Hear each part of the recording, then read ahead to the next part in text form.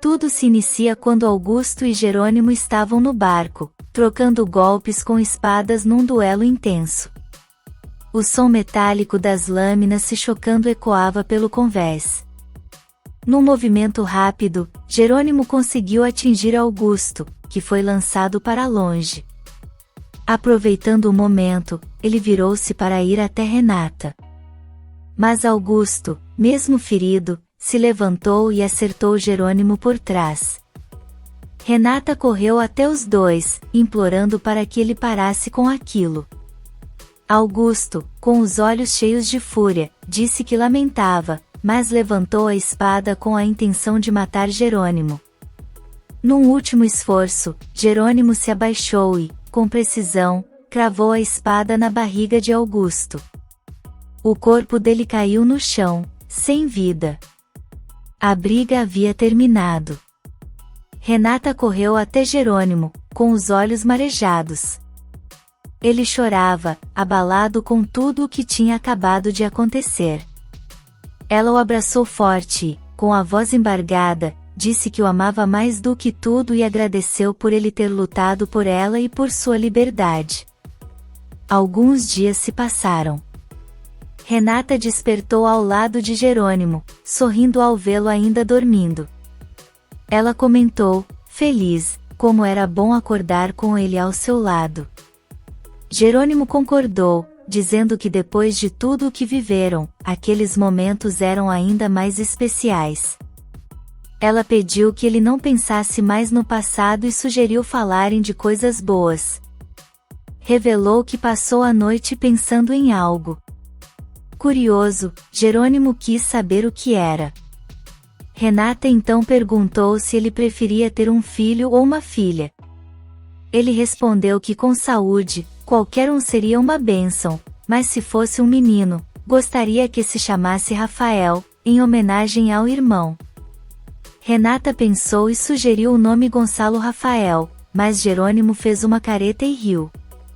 Ela também disse que se fosse menina, queria chamá-la de Regina, nome forte e o da sua mãe. Jerônimo sorriu e lembrou que também era o nome verdadeiro dela, chamando-a carinhosamente de Renata Regina. Enquanto isso, Aníbal visitava o túmulo de Augusto. Sozinho diante da lápide, refletia em voz alta. Admitiu que o que Augusto queria fazer era errado e que mesmo sem querer, precisou ajudá-lo. Disse que mesmo sendo difícil, ele era sangue do seu sangue. E agora, com o governo tendo tomado todos os bens, não havia mais nada dele por ali. Uma vida vazia havia chegado ao fim. Em Porto Novo, Carlos e Matilde estavam almoçando juntos num clima leve e alegre. Carlos segurou a mão dela, se levantou e tirou um anel do bolso. Com um sorriso nervoso, perguntou se ela queria se casar com ele. Matilde, surpresa, hesitou por um instante, mas logo respondeu com um sim emocionado. Confessou que no início, achava ele esquisito demais, mas agora o amava profundamente. Carlos, animado, quis saber quando iriam se casar. Matilde brincou dizendo que poderia ser ali mesmo. Ele topou na hora, dizendo que poderiam terminar de comer e ir direto falar com o padre. Matilde achou a ideia maravilhosa, e os dois riram como adolescentes apaixonados. Em outro canto, Gonçalo e Matias caminhavam juntos por um parque. Matias comentou que aquele passeio trazia boas lembranças da infância, e Gonçalo concordou, dizendo que também sentia saudade. Matias revelou que sentiu muito medo quando o pai ficou no hospital, e que desejava que seus filhos, um dia, tivessem com ele o mesmo vínculo que ele tinha com Gonçalo. Com os olhos marejados, Gonçalo garantiu que isso aconteceria, porque Matias era um homem de caráter e coração. Os dois se abraçaram, emocionados, fortalecendo ainda mais o laço entre pai e filho. Mais tarde, Honório levou Constanza a um restaurante. Ela, curiosa, quis saber o motivo daquela surpresa. Honório disse apenas que queria demonstrar o quanto a amava. Revelou que nos dias em que ela esteve presa e obcecada com o caso do bebê, temeu perdê-la para sempre. Constanza se emocionou e disse que se sentia culpada, mas ele a interrompeu, afirmando que ela era o grande amor da sua vida. Ela confessou que sempre quis ser mãe, mas achava que isso poderia afastá-lo. Honório garantiu que nada o faria se afastar dela, e que agora tinham Adriana. Mas mesmo se não tivessem, o amor entre eles já era suficiente. Na Bonita, Alzira estava na cozinha com Manuela, Hermínia e Paulinho. Carina e Lázaro chegaram animados, dizendo que a casa nova estava ficando linda e que fariam uma grande festa assim que tudo estivesse pronto. Alzira, tocada pela alegria dos dois, começou a chorar. Lázaro, preocupado, perguntou o que havia acontecido. Ela explicou que se emocionava ao ver tanta felicidade, e que sentia saudades de Ezequiel. Disse que ele era um bom homem, e que poderia estar ali com eles naquele momento. Lázaro concordou, dizendo que Ezequiel foi um amigo leal, e que de onde estivesse, com certeza olhava por ela e seus filhos. Alzira, arrependida, confessou que por muito tempo pensou mal de Ezequiel, mas agora entendia que não poderia ter tido um companheiro melhor. A dor misturada com gratidão encheu o ambiente de um sentimento profundo. Na cidade, Roberta contou para Josefina que Renata havia sido resgatada e que Jerônimo tinha matado Augusto. Disse que agora os dois estavam vivendo felizes. Josefina, com frieza, respondeu para ela não se acomodar com essa alegria, pois aquilo logo chegaria ao fim. Roberta, desconfiada, perguntou como isso aconteceria, e revelou que só estava esperando seu aniversário para pegar o dinheiro e ir embora. Josefina, astuta, disse que antes disso, Roberta precisava convencer Regina a organizar uma festa. Mesmo sem vontade, Roberta ouviu que essa seria a última vez que veria a irmã. Na casa paroquial, Marina conversava com seu tio, o padre Severino. Contou a ele, cheia de esperança, que conseguiu a transferência para trabalhar em Ensenada. Disse que já havia encontrado uma casa perto do hospital, para não precisar se deslocar até o povoado todos os dias. O padre não ficou muito contente com a notícia, mas aceitou. Comentou que esperava que ela estivesse ficando por ali não só para manter os filhos perto de Jerônimo, mas também por ele, já que era sua única família. Marina respondeu com carinho que sim, e prometeu que todos os fins de semana os filhos estariam com ele. As palavras dela acalmaram o coração de Severino. Na Bonita, Jerônimo e Renata conversavam com Aníbal sob o calor suave da tarde. Com um sorriso sincero, Jerônimo disse que o garoto poderia começar a trabalhar ali na fazenda. Aníbal ficou emocionado e agradeceu, visivelmente tocado. Foi então que Renata aproveitou o momento para contar uma novidade importante. Ela e Jerônimo tinham decidido pagar a universidade dele e de Alisson. Disse que os dois só precisavam escolher o que gostariam de estudar. A alegria tomou conta do ambiente. Renata aconselhou que escolhessem algo que realmente gostassem, algo que fizesse seus corações vibrarem. Aníbal, com os olhos brilhando, confessou que não tinha palavras para agradecer. Se não fosse por eles, estaria perdido, e saber que era filho do homem que mais causou dor àquele casal só tornava tudo ainda mais inacreditável. Renata respondeu com carinho que isso não importava. Ele era diferente, tinha mostrado quem realmente era. Alisson, ainda com a voz frágil, disse que não sabia como retribuir tanto carinho. Chegará doente, lutando contra a anorexia, e agora se via estudando e vivendo num lugar que parecia um sonho. Jerônimo, com serenidade, disse que não era o lugar que era mágico, mas sim as pessoas que moravam ali. Acrescentou que o segredo da felicidade era escolher bem a pessoa para compartilhar a vida. Renata concordou, emocionada, e agradeceu a Aníbal por ter ajudado em seu resgate. Disse que, graças a ele, agora podia estar ao lado do seu grande amor. Aníbal, sem conter as lágrimas, pediu para abraçá-los. E assim, os três se levantaram e se abraçaram com força e carinho. No povoado, Matilde e Carlos foram até o padre, com um pedido especial.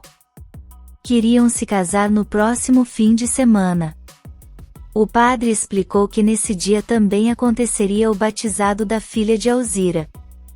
Mas Matilde sorriu e disse que isso não era problema.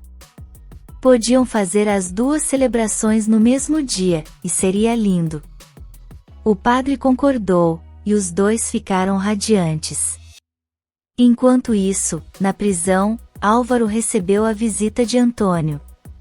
Agradeceu por ele ter ido, e disse que estava feliz com o grupo de reabilitação que Antônio havia criado.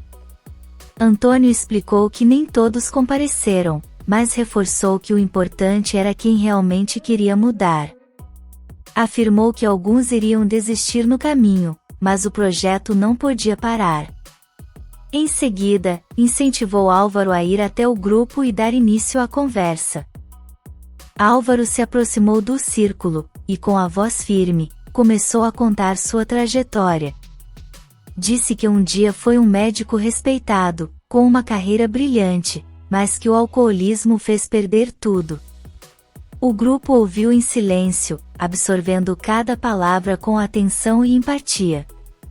Em outro ponto da cidade, Inês e Isidro estavam prestes a inaugurar a Fundação Aqui Ninguém Se Rende, um projeto voltado para crianças com leucemia. Com lágrimas nos olhos, Inês chamou uma amiga para ajudá-la a cortar a fita da entrada. Assim que a fita foi cortada, todos entraram, cheios de esperança e alegria. Regina recebeu Roberta, que a parabenizou com um brilho no olhar. Disse que sentia orgulho de ser sua filha. Regina, surpresa, perguntou se aquilo era mesmo verdade.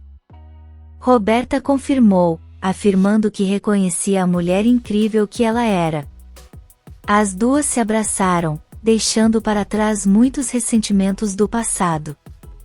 Mais adiante, Adriana e Matias conversavam com Julieta, ainda emocionados com a inauguração. A Adriana comentou como tinha sido bom ela ter aparecido. Julieta revelou que aquela era, na verdade, sua despedida. Contou que o pai de César havia lhe dado um curso em Paris, e que já tinha onde ficar por 6 meses. Disse que estava empolgada com essa nova fase e pediu que caso eles viajassem de lua de mel para lá, não deixassem de visitá-la. Em outro canto da festa, Regina perguntou a Roberta se ela gostaria de uma festa de aniversário. Nesse momento, Gonçalo se aproximou e escutou Roberta responder que sim, com entusiasmo. Disse que adoraria comemorar com Renata, já que as duas fariam 25 anos, e seria a primeira vez que celebraria com Regina. Gonçalo, sorrindo, garantiu que a festa estava mais do que confirmada. Enquanto todos planejavam momentos felizes, em outro lugar, Fina escolhia uma fantasia com um olhar sombrio. Murmurava para si mesma que mal podia esperar para acabar com a felicidade dos Monterrúbios. Prometia que seu retorno causaria tanto estrago que ninguém ali imaginaria o que estava por vir. Dias se passaram, e a igreja se encheu de flores e sorrisos. Carlos e Matilde se casaram sob os aplausos dos amigos e da comunidade. Depois da cerimônia, Renata chamou Jerônimo e foi até Marina. Queria saber se ela precisava de algo antes da viagem ao México. Marina agradeceu, mas disse que estava tudo sob controle e que sua mudança já estava para chegar. Jerônimo, preocupado, pediu que quando as caixas chegassem, ela não fizesse esforço algum. Ele e Renata iriam até lá para ajudá-la. O padre se aproximou avisando que o batizado da pequena luz começaria em poucos minutos. Jerônimo comentou que Carina e Lázaro estavam ansiosos pelo momento. Marina disse que Alzira também estava emocionada, e Renata completou dizendo que ela merecia toda essa felicidade, pois era uma mulher incrível. O padre olhou para as duas, e com um sorriso, falou que era bonito ver como Marina e Renata tinham aprendido a se respeitar, mesmo com uma relação tão fora dos padrões. Todos riram juntos, encerrando o momento com leveza e afeto. Na cidade, Adriana estava sentada ao lado de Matias quando contou, empolgada, que a igreja estava livre justo no dia em que planejavam se casar. Matias sorriu, satisfeito com a notícia. Nesse instante, uma mulher se aproximou e, com um olhar curioso, perguntou se podia ler a mão deles. Matias recusou de imediato, mas Adriana aceitou, dizendo que gostava dessas coisas místicas. A mulher segurou as mãos deles com delicadeza e falou que o amor estava escrito ali, e que os dois tinham sido feitos um para o outro. Disse ainda que embora Matias tivesse se encantado por outra no passado, aquilo havia sido só uma ilusão. A verdadeira felicidade dele estava com Adriana. Emocionada, ela agradeceu. Matias entregou um dinheiro à mulher, que se despediu em silêncio. Matias então segurou firme a mão de Adriana, olhando nos olhos dela. Disse que sempre soube que ela era o grande amor da sua vida. Adriana, com um sorriso suave, respondeu que não havia nada no mundo que a deixasse mais feliz do que estar com ele. Enquanto isso, em outra parte da cidade, Gonçalo e Regina jantavam com Honório e Constanza. Durante a conversa, Constanza comentou, intrigada, que achava estranho Roberta ter insistido tanto em fazer uma festa de aniversário. Honório então compartilhou uma informação que o preocupava. Soube que Roberta havia comprado uma passagem para a Suíça para o dia seguinte. Perguntou se ela havia contado isso a eles. Gonçalo disse que não, e Regina completou que a polícia estaria no aeroporto, atenta para impedir que Fina tentasse escapar. Gonçalo comentou que seria um golpe duro para Roberta descobrir que estavam agindo contra ela. Regina, com o coração apertado, disse que ainda guardava a esperança de que a filha se arrependesse e dissesse a verdade. Naquela mesma noite, Fina, sozinha, experimentava uma barba e um bigode falsos diante do espelho. Ela observava seu reflexo com atenção. Sabia que para fugir, não poderia mais ser Josefina.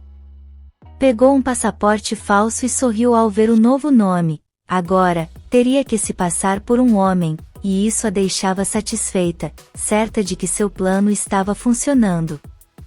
No dia seguinte, a festa de aniversário começou com alegria e música. Fina chegou com uma banda para animar o evento de Renata e Roberta. Do lado de fora, Renata conversava com Jerônimo, que carinhoso, disse que ela era a melhor coisa que tinha acontecido em sua vida. Ela, rindo, brincou dizendo que talvez essa melhor coisa fosse o bebê que esperavam. Eles riram juntos, felizes, enquanto Fina observava à distância, sussurrando para si mesma que aquela felicidade estava com os dias contados. Dentro da casa, Renata e Jerônimo se aproximaram de Gonçalo e Regina, que logo os parabenizaram pelo aniversário. Renata agradeceu emocionada, e também aproveitou para agradecer a Gonçalo por tudo, o cuidado, o amor, e por tê-la acolhido quando ainda era uma criança. Gonçalo respondeu que não havia nada a agradecer. Regina, porém, comentou que tudo seria perfeito se não houvesse tanta dor envolvendo Roberta. Renata, pensativa, disse que talvez fosse hora de darem uma nova chance a ela. Gonçalo quis saber o que ela queria dizer com isso, e Renata sugeriu que se eles contassem a Roberta que já sabiam de tudo, talvez ela se sentisse pressionada e acabasse confessando. Jerônimo não acreditava que isso funcionaria. Mas Renata insistiu que conhecia a irmã melhor do que ninguém, e que ainda achava que ela merecia mais uma oportunidade. Regina concordou. Gonçalo, então, disse que se elas duas achavam certo, ele não se oporia. Depois da festa, revelaria toda a verdade. E que Deus os ajudasse. Em outro canto da casa, Honório comentou com Constanza e Adriana que já era hora de irem para a festa. Antes de saírem, Adriana disse que queria pedir algo especial para Constanza. Ela, sorrindo, respondeu que Adriana podia pegar qualquer coisa sua, que não se importava. Mas Adriana explicou que não era um pedido material. Com os olhos marejados, Adriana revelou que embora sua mãe estivesse no céu e sempre ocupasse um lugar único em seu coração, ela queria muito chamar Constanza de mãe. Surpresa, Constanza se emocionou e respondeu que adoraria, mas só se pudesse chamá-la de filha também. Adriana concordou, e as duas se abraçaram com ternura, selando aquele laço com o coração. Mais tarde, na mansão, Regina levou Renata até o quarto. Abriu uma caixinha e entregou a ela um cordão com uma letra gravada. Renata, surpresa, perguntou por que Regina tinha aquele pingente. Com a voz firme, Regina explicou que aquela era uma das provas que Fina apresentou ao afirmar que estava com sua filha. Ela contou que o colar tinha sido um presente de Roberto no aniversário de 1 ano da filha. Renata sorriu, emocionada, e disse que sentia o amor verdadeiro vindo dela. Pediu que Regina repetisse o que havia dito. Regina então falou, com firmeza, que amava sua filha. Renata abraçou forte e disse que também a amava, e a chamou de mãe. O momento foi interrompido por um barulho vindo do banheiro. As duas se viraram rapidamente. Roberta apareceu na porta, com os olhos arregalados. Olhou para as duas, confusa, e perguntou por que Regina estava chamando Renata de filha, e a ela de mãe. O silêncio tomou conta do quarto, deixando Regina e Renata completamente paralisadas. Se você quer saber o que vem por aí, inscreva-se no canal e deixe seu like.